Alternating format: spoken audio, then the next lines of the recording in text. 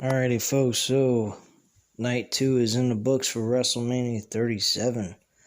I gotta say, this wasn't a bad night 2. Night 2 definitely felt like a WrestleMania type of event.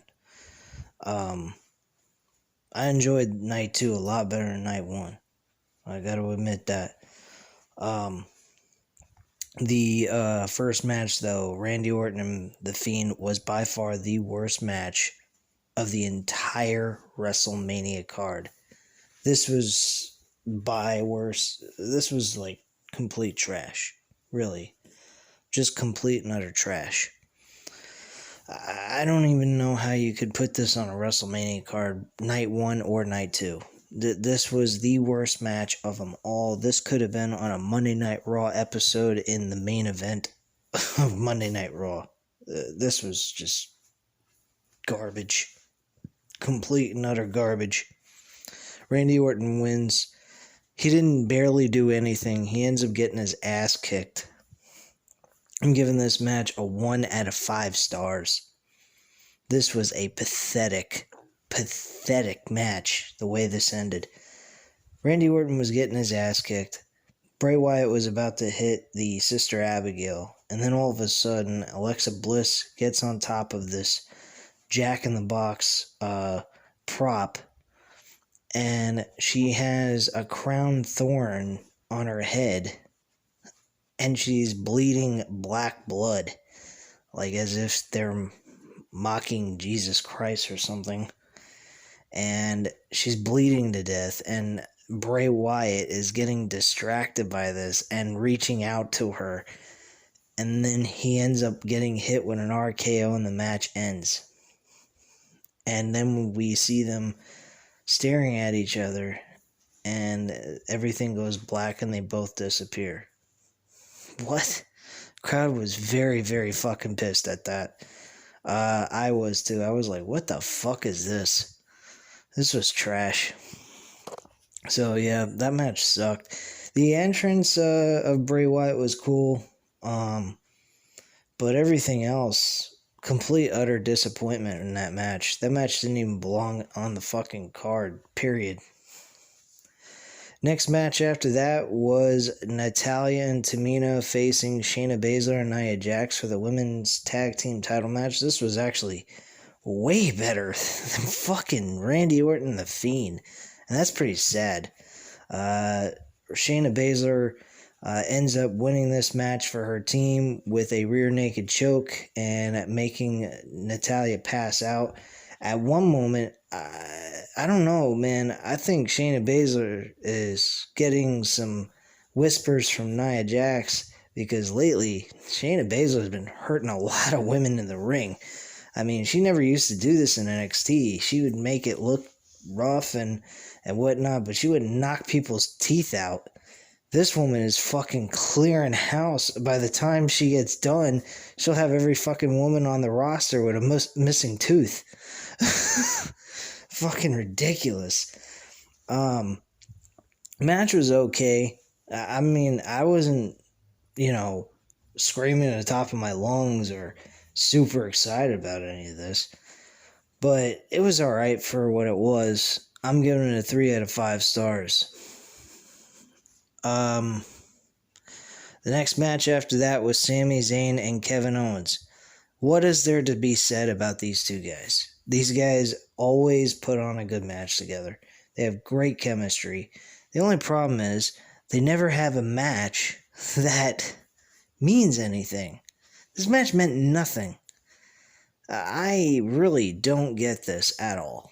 This was just trash. I didn't like this whatsoever.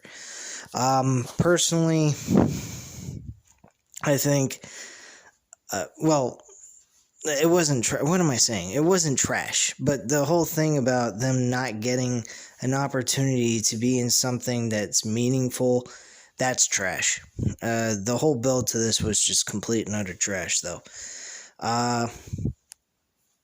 Logan Paul actually ate a stunner by Kevin Owens in this matchup. After the match was over, Kevin Owens won the match with a stunner and got the 1, 2, 3. That's how the match ended. So, I mean, these guys really did well together in this matchup. I'm giving it a 4 out of 5 stars, easy with no problem. Next match after that was Sheamus versus Matt Riddle for the U.S. Championship. Now, Matt Riddle may have lost this match, but this match was really good, number one. It was done multiple times on Monday Night Raw, these two guys competing against each other, so it's kind of a little repetitive. But if you never watched Raw and you never seen these two guys wrestle with each other on television, then you would have enjoyed this match. This was a really fun and enjoyable match, despite the fact they fought each other multiple times leading up to WrestleMania anyway. So it takes the fun out of it. That's the problem with it. But match, I'll give it a 3.5 out of 5 stars, and the ending was fucking brutal. A bro kick while Matt Riddle was trying to do a moonsault off the middle rope, and he must have been getting some been learning some stuff from good old Adam Cole, baby, because he fucking did a complete copycat of what Adam Cole did with Ricochet at NXT for the North American Championship. I forgot which takeover it was, but they went ahead and did the exact same duplication of same exact spot that these two did, and it was fucking brutal. He actually fucked up Matt Riddle's teeth and made him bleed like a stuffed pig. And Matt Riddle, for the first time, looked serious, and I actually liked it. To me, it looks like a win situation for Matt Riddle. I mean, Sheamus gets the U.S. Championship out of the whole situation, but I think Matt Riddle, we could possibly see a different Matt Riddle on television. Maybe not so goofy anymore. Maybe more serious than goofy. I kind of hope that's what happens. But yeah, this match was a 3.5 out of 5 stars. Very decent matchup for what it was. I would give it more stars than 3.5, but they've had multiple matches against each other leading up to WrestleMania, so it kind of kills the fun and excitement out of this matchup.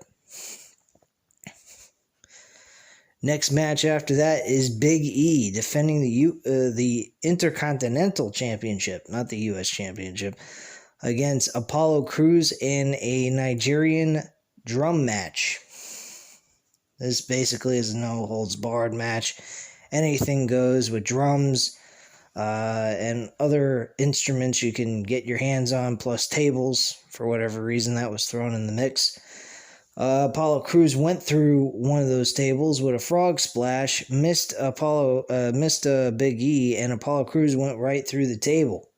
At that point, we saw this guy show up for Apollo Crews to help him out winning the title. He actually appeared on Raw Underground multiple times before they stopped using it. And apparently, they've given this giant freak a role. Don't know what his fucking name is. Forgot what it was. He actually hits a Umaga spike to the throat type of move. What Umaga used to do with his thumb. And this guy basically did the same thing. I think he might be related to Umaga. I'm not sure. But yeah, he attacked Big E. Big E lost. And Apollo Crews is now the new Intercontinental Champion. My thoughts on the match overall, I thought it was very well built storyline. Probably one of the better mid-card matches that were built up for this pay-per-view. So, I mean, I'll give it a 3.5 out of 5 stars simply because Apollo Crews didn't win it by himself. I kind of think that sucks. Kind of made it seem like a weak win for him. But it wasn't a bad match, and the build-up towards it wasn't that bad either. So I give him a lot of credit. And it actually had some kind of meaning to it for them to even have the match, which the Intercontinental title has never got at WrestleMania before in a very long time. So kudos to them for what they did, at least in the match. The Raw Women's Championship. Asuka defended against Rhea Ripley. Got to admit, Rhea Ripley's band absolutely sucks. Get a new fucking band to get your theme song going, man. Because your theme song with that band sucks dick. I could not believe how terrible of a fucking performance that was by her band. That band absolutely sucked for Rhea Ripley. I can't believe they actually performed and it sounded that terrible. If you're going to sound that terrible, don't fucking perform live. You suck. Rhea Ripley ends up winning this match. This match was not that bad. To be quite frank, if I had to choose between the Raw or SmackDown title for the women's division, I don't know which one I'd pick. They were pretty close in action, so, I mean, it wasn't bad. I'm giving this, just being generous, I hope nobody hates me for saying this, but 4 out of 5 stars for this match. This was not a bad match whatsoever. It wasn't the greatest. It definitely wouldn't belong on the main event of night 1. I wouldn't do that. This build was terrible, number 1. And number 2, it was just hand-given to Rhea Ripley. So that's the one thing I didn't like about it. But on paper, when you look at the 2 women that were in this match, they did an excellent job together. So you got to give them a lot of credit where credit's due for at least putting on a good match despite their build was terrible. And then the main event, the Universal Championship, the triple threat match between Edge, Daniel Bryan, and Roman Reigns. Folks, what more can I say? This was the best ending you could possibly give as showing dominance for any heel character. No heel character's ever done this in any matchup in a triple threat. You got Roman Reigns winning a match by stacking both Edge on top, Edge on top of Daniel Bryan and getting a 1-2-3 on both of them. On both of them. What more can you say? That is pure fucking dominance. I don't know how in the hell...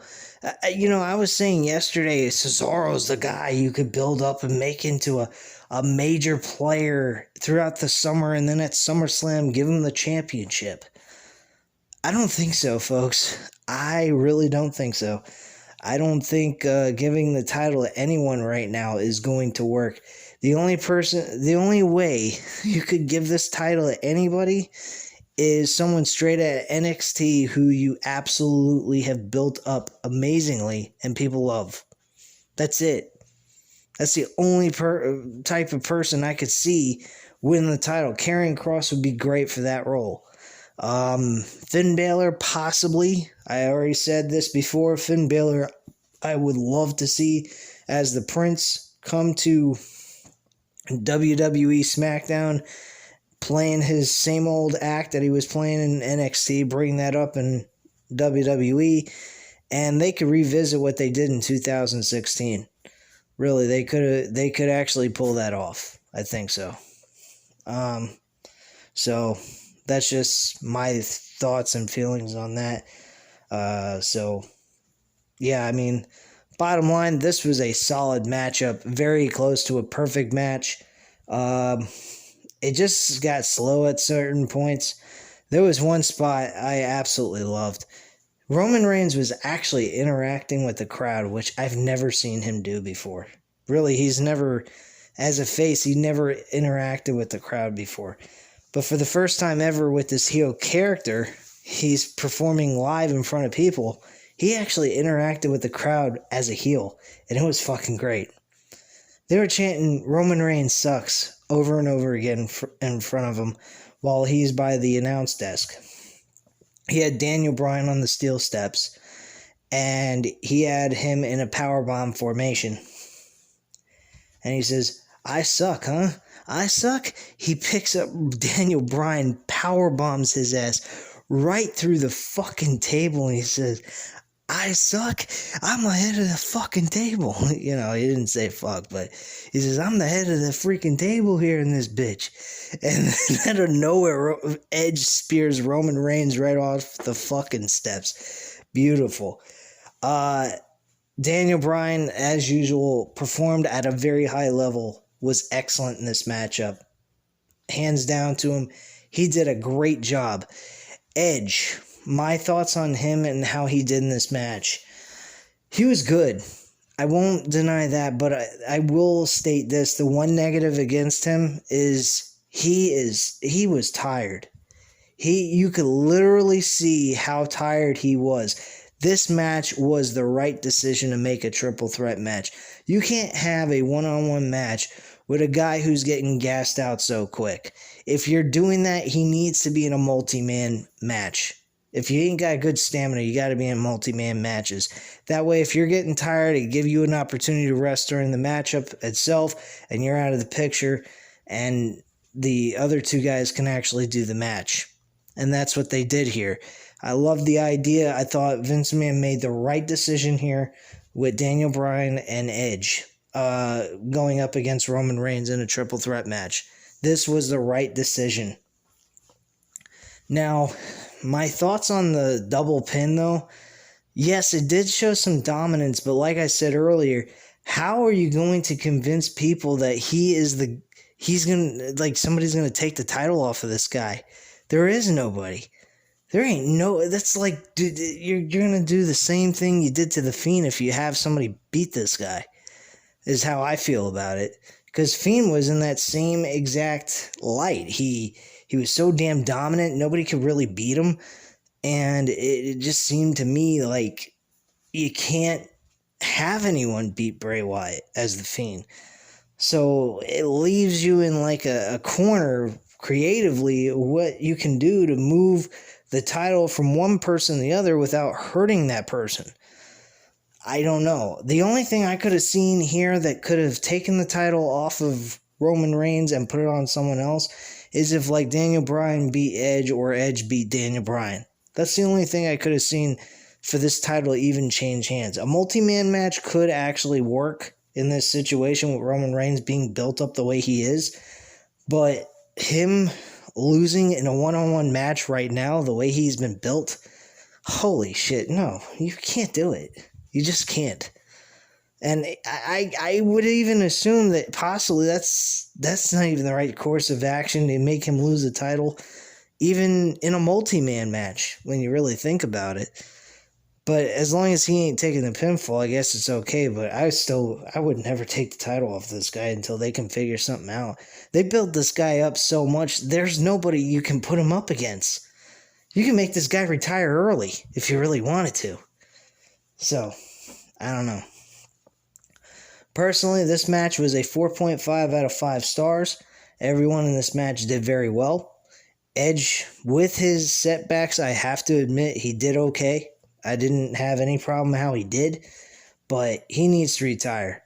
He is not in the shape he needs to be in to perform at a high level in singles matches. He just isn't. I love him. I think he's a great performer, and I love the work he does, but he's just, he's just old. It happens. Happens to everybody. Anybody that is in any sport, you'll eventually stop being able to do what you do.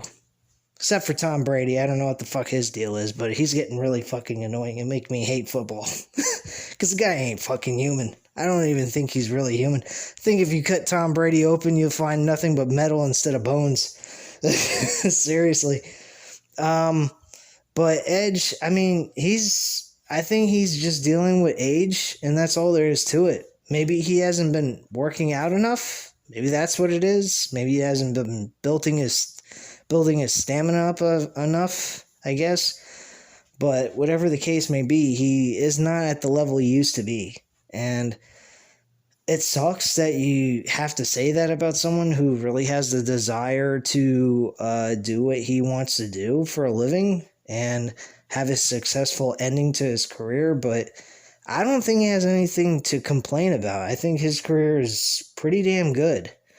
He's done a lot in his career, and there was moments and times in his career that nobody figured he would have been a world champion, and he did. He did it 12 times. To me, he's done it only 11 times. Wait, no, he won 11 times, excuse me. He didn't win 12 times. He won 11 times. And, I mean, the guy has done a lot in his career for a guy that never really had an opportunity to be world champion for a very long time in the beginning course of his career. So, anyone that says Edge sucks, you're an asshole. But I'm not a guy that's going to accept Edge to be world champion with the level that he's at right now in his career. I'm sorry. It just doesn't work for me, and I think it's just a total disrespect to the main roster of guys that are there week to week and perform every fucking week. So, that's just my attitude.